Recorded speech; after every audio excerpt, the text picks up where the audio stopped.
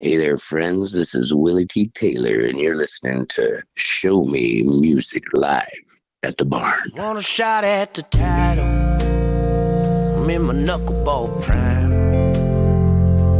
My dogs are tired, but they still got fight. I won't hang it out, boys. Not this time. I'm hitting all the corners, gonna shed some light. When she hits that note, boys, it's all done. Oh, I'm gonna win this one. Oh, here I come. It's been a hell of a road, boys. One hell of a time.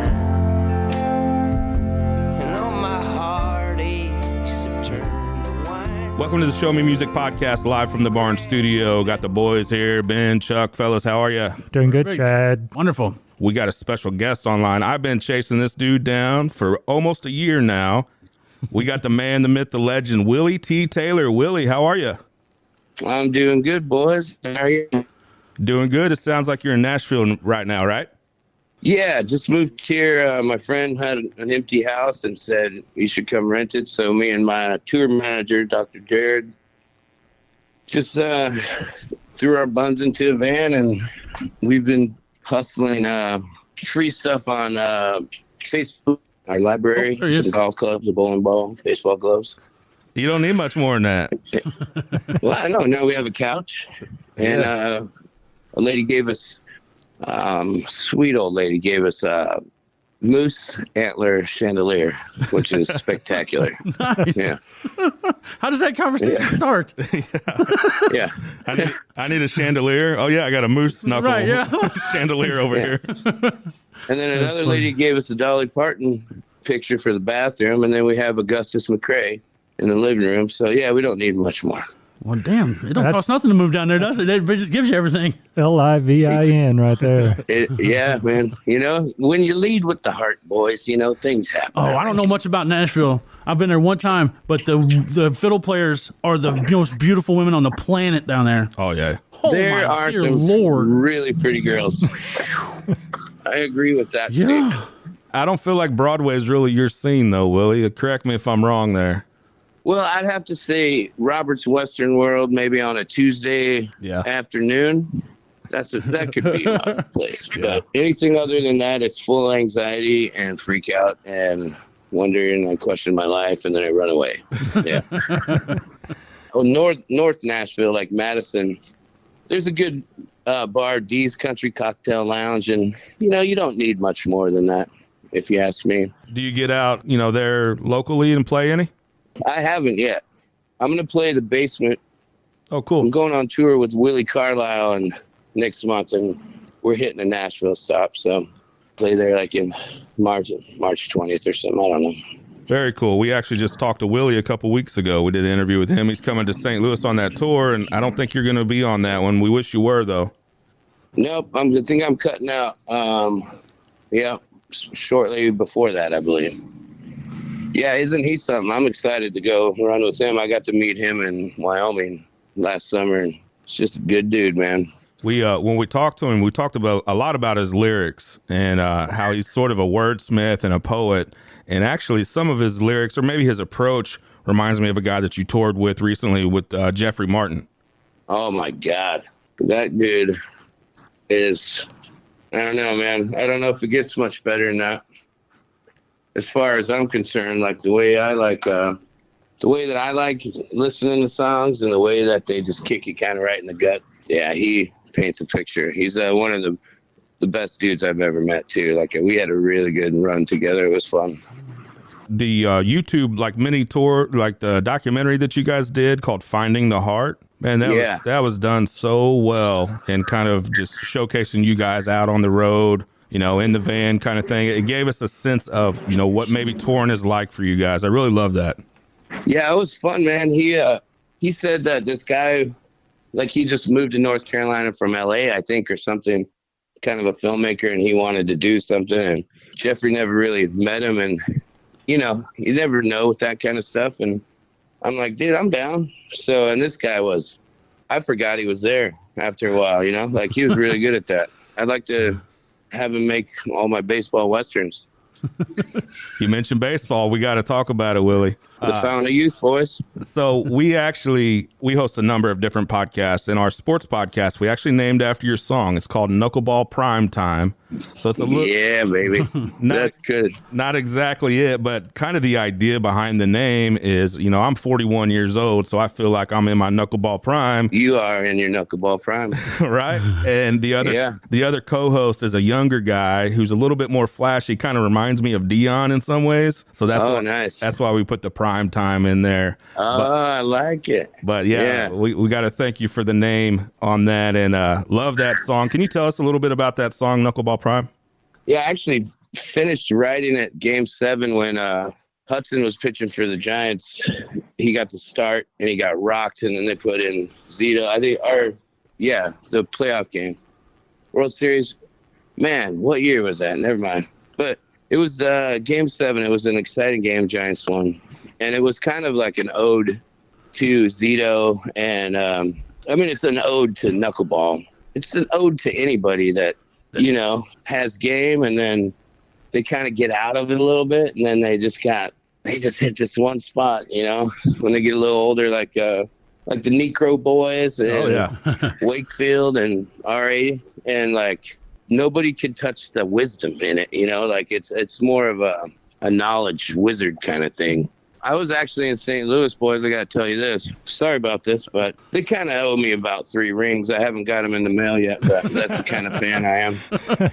But I was in St. Louis the night before Zito pitched, and you guys you took us 3 games that night, and I was playing in Columbia, but we drove past the stadium, and I put a classic Willy T voodoo curse on you guys, and it worked. I knew there was something going on. So that's how we ran into Travis Ishikawa. Oh, yeah? Yeah. That was on us. So exactly. Walk-in for so long. Yeah, 2014 walk-off to... I've been putting shorts on YouTube this week, and one of them just happened to be a bunch of Barry Bonds stats, which are freaking insane, man. Insane. My favorite one is Bonds had 5 seasons where he had a 400 on-base percentage.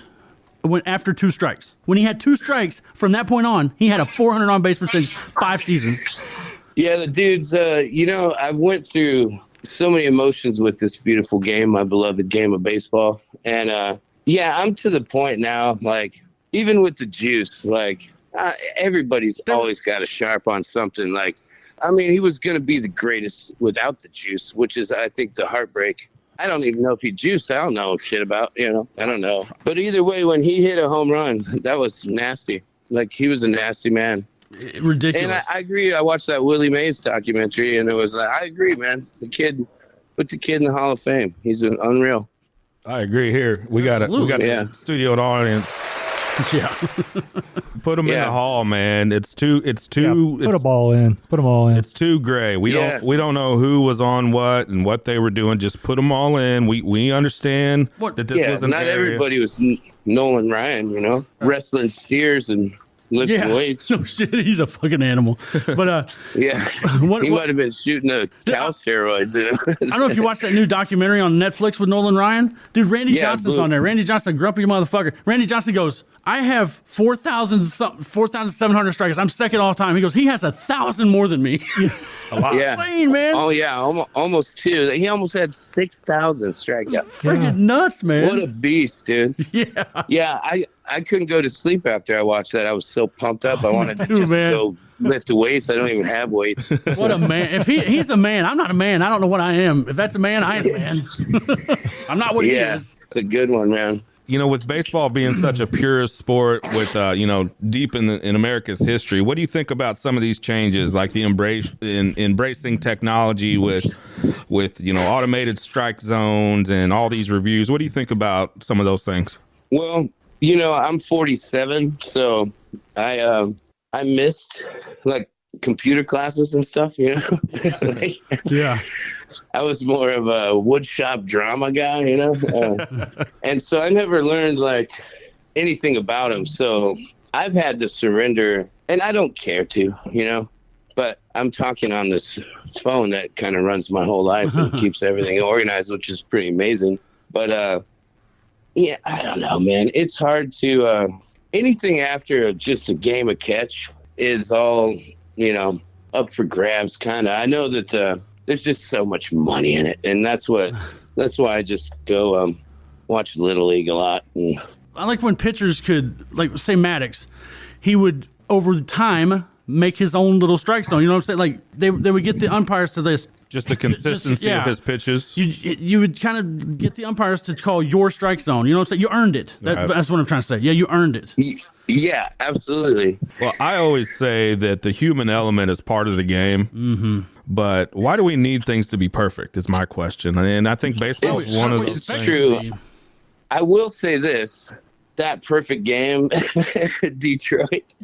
When God. I saw that, my asshole dropped out. I was like, this dude is never going to be okay with the rest of his life. He's going to have to go to counseling and PTSD. Yes. Like, shit, that might be the most memorable no-hitter, though, of all time. That's what I'm saying. Game of all time. It's like, I think generally people accept Wasn't it a perfect game? It was a perfect game, man. Yeah. Perfect game, dude. But then it was the next day how he handled it. Yeah. Because he was behind the plate the next day. And then who was the pitcher? Anibal Sanchez, wasn't it? No, wasn't Sanchez. I forget his name. But he comes out with the scorecard with the lineup, and shakes his hand. Right. He was cool, man. He was cool. Remember, Jim shakes Joyce. his hand. Yeah. Jim Joyce was, that was really so I thought cool. that was. Yeah, that's baseball. That's Exactly. What I was talking about, Ted Williams, man, you guys like reading books. There's this book called The Brothers K. Have you read this? I have not. I'm intrigued. I have not. Beautiful book, man. It's great. Can't remember this guy's name right now, but The Brothers K. Look it up. You'll love it. Oh yeah, it's a great baseball novel. But there's a chapter where he's talking about Maris. I mean, that chapter's amazing. Maris, man, don't get me started on that. But Ted Williams and just how his brilliance was in this wizardry of how he kind of like made everybody think just by this one interview he did, because everyone thought he was kind of like, he won't do interviews, he's kind of a dick, and then so he just basically says, no, I have an eye like a dragon, It's like basically just says I can see any strike or any ball. And so after that, he was getting ball strikes, balls that were just straight down the middle. If he didn't swing, the ump's like, I guess that was a ball. Oh, that's crazy. Yeah. Yeah, that kind of brilliance and mind play in baseball is so fun, man. Oh God, yeah. Like there's stories of like Greg Maddux would give up. I don't want to talk about Greg Maddux so much, but anyway, Greg Maddux would give up. He was brilliant because he's great. Yes, absolutely. But so he would give up hits to players. So when play later in the season, they would think that that's coming again or something. Like he'd give up shit just to fuck with them later on. He's insane. Like playing chess. Yeah, playing chess. That's like playing football. That's my wheelhouse. Like, I grew up a catcher and a right fielder, mostly catcher. But then wiffle ball was I'm on the mound and I'm still dirty, I still talk shit and I still back it up, and it's so fun. That's me and Wobbs and the Still Hustle. They're the Beardos and we're the Smoking Lefties. And we did 7 years. So last year was the 7th game. And they took us. Oh, no. Yeah, it was glorious. It was one of the most beautiful games ever. First time I went to Cincinnati, and I'm like, this is folk music and baseball town? Like, yeah.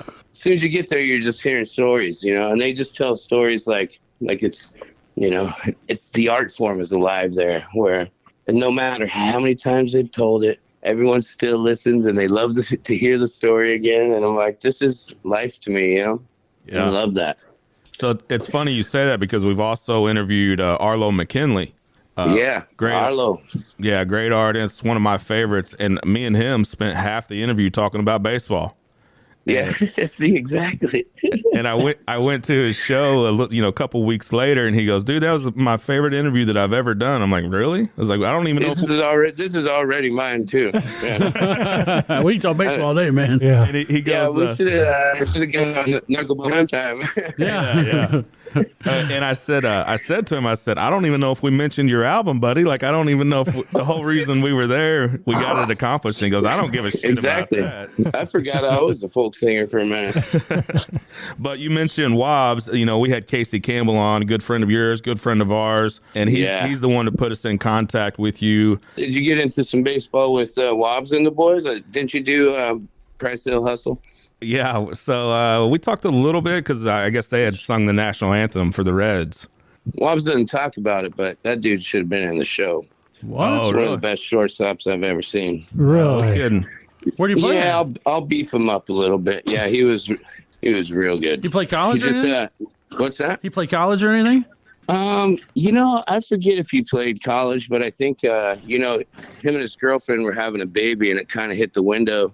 But I think he just retired from independent ball like 2 years ago. Damn, I didn't know. Okay, that's where I got to see him play, man. And it's like, holy cow, that guy is good. I mean, is there anything that guy can't do? Yeah, I know. Let's stop talking about that jerk. All right, He's a bum. I love those guys, man. So fun. Good guy there, great band. I mean, there's a lot of great people doing it right now. Who are some of your favorites that you've been listening to, and some people that you like to play with? Oh man, Jeffrey Martin, like dead on, and his partner Anna Tibble. Have you listened to her? So good. Just Cassandra Lewis. She's in Nashville now. I mean, she's got a voice that actually like made a tear fall out of my eye. Man, there's so many. Really, it's a cool time for music. I like songwriters so much, you know, just chill. And I mean, I like it all. But as far as songwriters, yeah, Jordan Smart. My buddy Tom Vandenhoven, you should check him out, man. He's he has an album called You Oughta Know Me by Now. But he's a Green Bay boy. He's a Milwaukee kid. Okay. Mm-hmm. Yeah. So he likes Milwaukee is what I'm saying. Like he still cries when Euchre says something really brilliant, you know. So, oh, Bob. I do that too, man. You can't talk to him for like 2 days when the Packers lose. You know, Midwestern classic boy. Yeah. I know the feeling. Yeah. But he's like one of my best friends in the whole world, and like nobody knows his music really. You know, I mean, he's got such a small audience, but his audience, like he's a baseball folk singer, you know. Yeah. And he writes like a novel in 3 minutes, you know. I know you're getting ready to go out on tour, and it's obviously not baseball season, but when you are out on tour, are you able to catch games? Do you go and visit stadiums? Yeah, sometimes. I think I've got 15 stadiums under my belt, all these towns, and it was like I could have got there early and saw some day game, and I just was like, damn, I could have got like 4 stadiums checked off. But to bring my golf clubs, my bowling ball, baseball gloves, try to catch some games, definitely hit some courses if there's a good day off. Been to Busch? No, I just cursed it. That's right.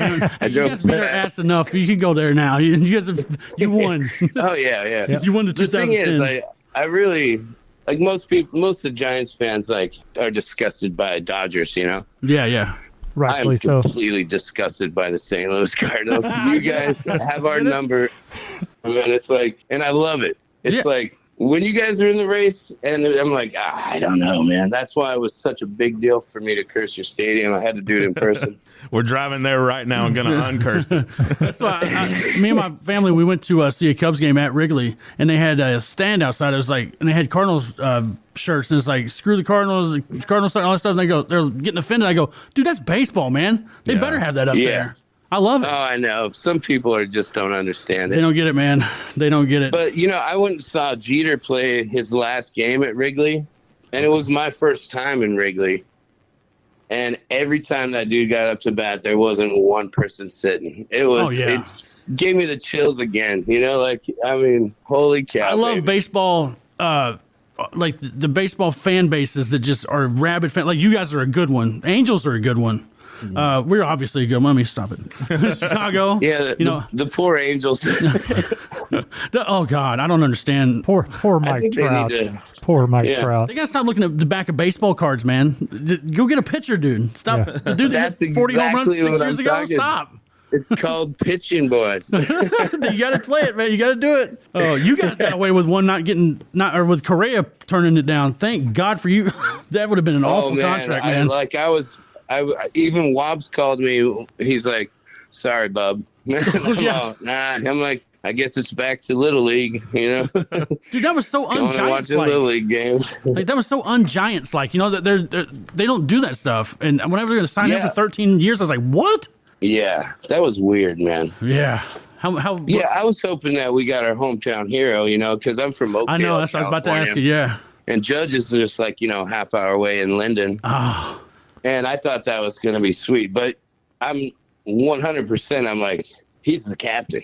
So he's not going anywhere, man. Oh, yeah, he ain't going nowhere. They don't let a captain go. No. Nope. I called it when he came up. I was like, this is the dude that's going to legitimately break Roger Maris's record. Like, and it was so beautiful, man. I had such a good time watching that last year.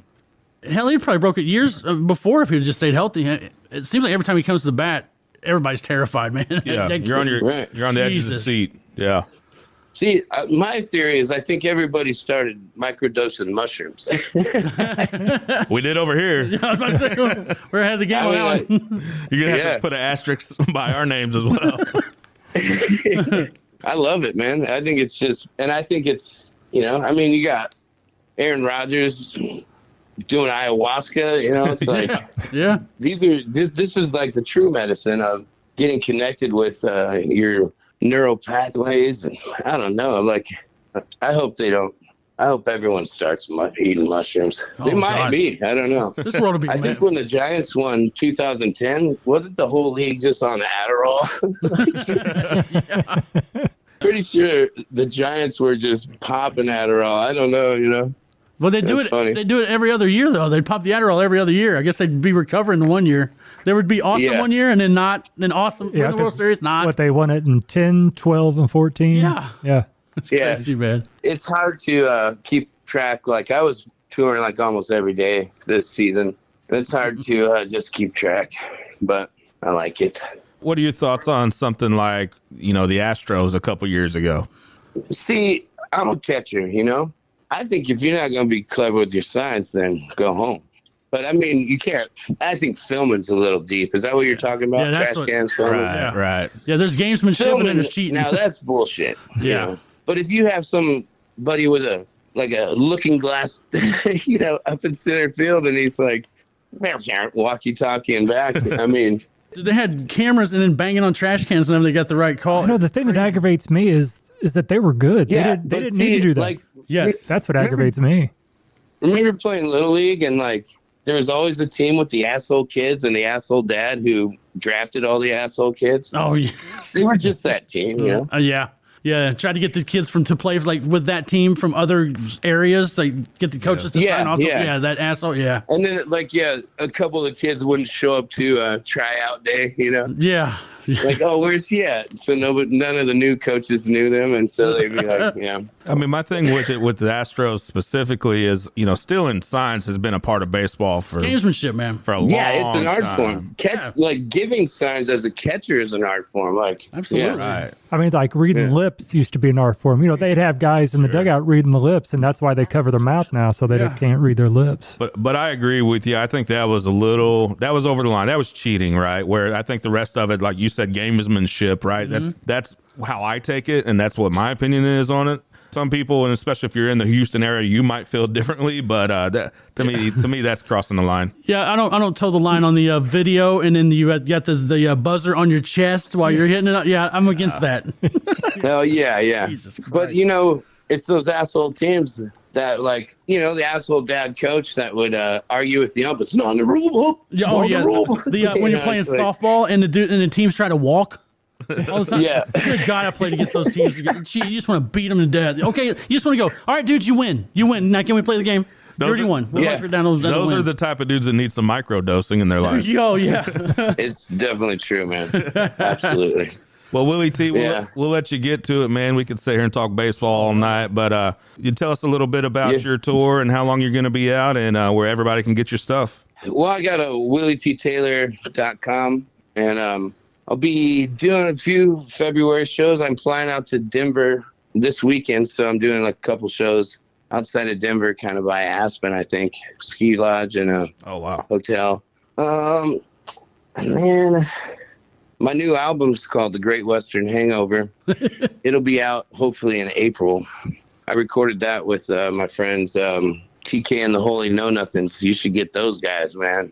They are so good. Are you hip to them yet? I don't know them, no. Okay, yeah, that's one of my all-time favorites. Like, there's too many great buddies to even wrap my mind to say them all, but yeah. Taylor Kingman and the Holy Know Nothings, TK and the Holy Know Nothings. They are good, man. Real fun guys, too. So I recorded it live, and then I have a band called The Fellowship, because I'm pretty Lord of the Rings nerdy. And so it's like half The Fellowship and half the Know Nothings, and we recorded like 11 songs in 2 days, all just live, and it was so fun. And I think it's my favorite stuff I've ever did, you know? So I'm pumped on that. And then I'm just going to be everywhere, man. I don't know. Be on the East Coast in March, then like Midwest, and then all the way probably up Colorado, Montana, Washington, Oregon, California, Arizona, New Mexico, back and forth. I don't even know why I rented a house in Nashville. Not even going to be here the whole time I live here. You got the mushrooms and the hangovers and the baseball and wiffle ball, traveling all over. But you got an all right life. Hey, you know what? I would like to take a moment to say I'm very grateful for this life. It's the best job in the world. I'm very jealous. Just meeting new people, like talking with you guys, and every day is a new adventure, and you can't beat that. Hell no, man. It's fun. Hey, did you ever hear my song about Zito on? What's it called? I gotta get that. Letter to Zito. Oh no. I think I wrote that in like 2010, and then I'd get in these heinous arguments with Giants fans. They're like, "Get rid of him." I'm like, friends, when you got a curveball like that and you get older, you're not done yet. You're like, Zito's got something to pull, you know? And so I wrote him a letter into a song like, fuck all those guys, you know? Yeah. Hey, man, it's worth the money. When it happened, it was the most glorious day. I was like, told you so. But he's here in Nashville. He's been writing songs. Oh, that's right. Yeah, I forgot he plays. Yeah. Yeah, I want to have a good game of catch with him, hopefully. Your buddies with Barry Zito? Not yet. Well, when you do, we want to be buddies with him too. Yeah. Oh man. Hey, you know what? Get him on your podcast, dude. He plays music. Show me, and then baseball. Hell yeah. Probably call his management or something. I don't know. Go through the rigs and say, yeah, be awesome. We're down. He'll do it. We'll definitely do it. Get Lincecum too, and when you do, I want to come hang. Oh yeah, no kidding, he'd be fun. Yeah, he'd be a good time. Shit, he'd bring the mushrooms with him. Yeah. Yeah, I know it, man. I'm gonna find him too. I do hang out with Flannery. You know, Tim Flannery. Oh yeah. Oh yeah. Flannery. He plays music too in California, and man, we have a good time. He is a fun dude, and his giant stories. You should get Flannery, dude. Yeah. I'm sending you all these guys. Yeah. Flan would love to talk baseball and music with you. Well, you said you're sending them to me. You're just naming people. Like, all right. You got to help us here, Willie. Yeah. I'll put the ear in the Flannery. He would love to talk with you guys. You guys are fun. Well, yeah. Count us in. Sounds great. Thank you. All right, dudes. All right, Willie. Great time, man. Thank you, Willie. All right. Drive on. Adios. We'll see you out there on the road, bud. Thank you. Dig it. Want a shot at the title? I'm in my knuckleball prime. My dogs are tired, but they still got fight. I won't hang it out, boys. Not this time. I'm hitting all the corners, gonna shed some light. When she hits that note, boys, it's all done. I'm gonna win this one. Oh, here I come. It's been a hell of a road, boys. One hell of a time. And all my heartaches have turned to wine. You grab your fiddle, and I'll grab mine. Hand me that pearl, boys. I believe it's time. 'Cause when she hits that note, boys, it's all done.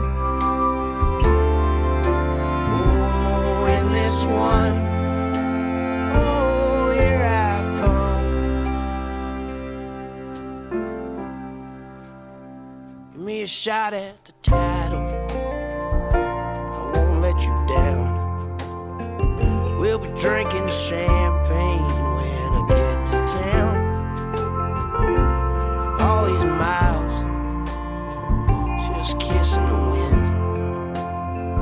Every step of the way has come to this. And when she hits that note, boys, and it's all done, oh no, in this one, oh, my time has come. It's been a long night waiting on the sun.